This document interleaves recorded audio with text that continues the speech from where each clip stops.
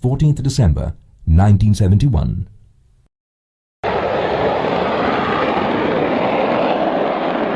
A formation of Pakistan Air Force F-86 Sabres takes off from Peshawar Air Force Base and heads east towards India.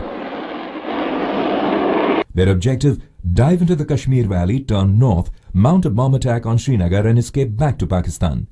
The Sabres enter India by flying over the Pir Panjal range at 10,000 feet and then dive downhill into the valley, picking up speed.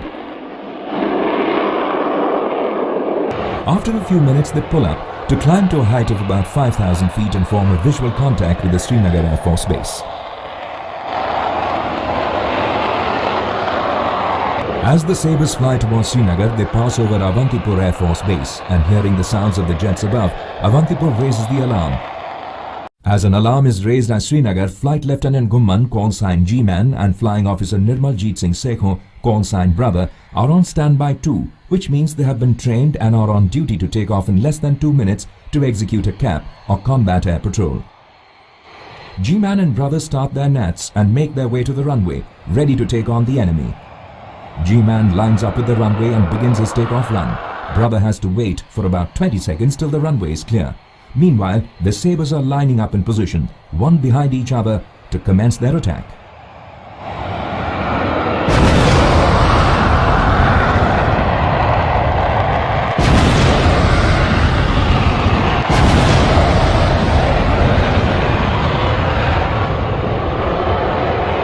Sekhon immediately lines himself behind the two Sabres which just overshot him, and the chase begins.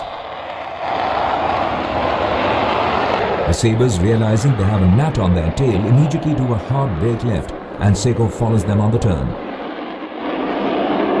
The Sabre number 3 and number 4, after dropping the bombs, pull up, while Sabre number 3 flies behind the two Sabres in front. Sabre number 4 decides to head home. Sekhon maneuvers his plane behind the trailing Sabre number 2 and opens fire. His 30mm cannon hits the Sabre and there is a trail of smoke and fire from the plane's belly. It shakes, descends, and decides to drop out of the fight and go home. Now Sekhon decides to go for the leader. Sabre number 3, taking advantage of his high-speed dive during the bombing run, picks up speed and quickly closes the gap between the gnat and itself. Sekhon dodges the bullets of his enemy while keeping behind the lead Sabre and not letting him out of his sight. The trailing Sabre shoots his gun empty, failing to take a hit on Sekhon, and with no more ammunition to last the battle, drops out and escapes away. Sekhon, now free from the danger behind him, levels, drops his tanks, and with fresh vigor goes after Sabre number 1.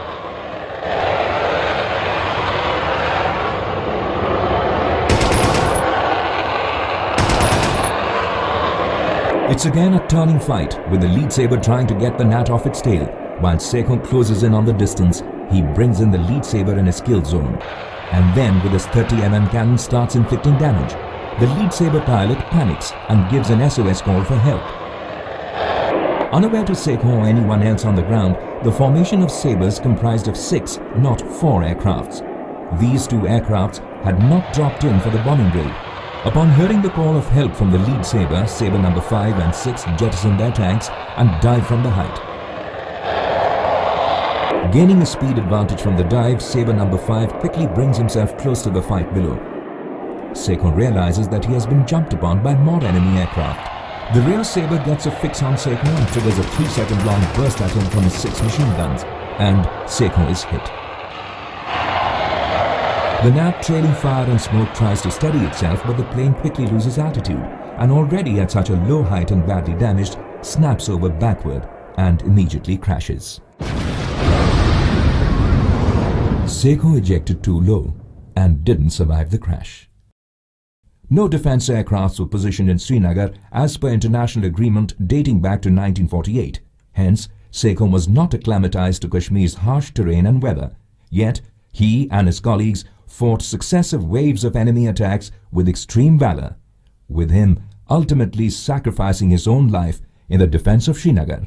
For this selfless act of heroism, Flying Officer Nirmal Jit Singh Sekhon was awarded the highest honor of bravery in the Indian military, the Param Vir Chakra.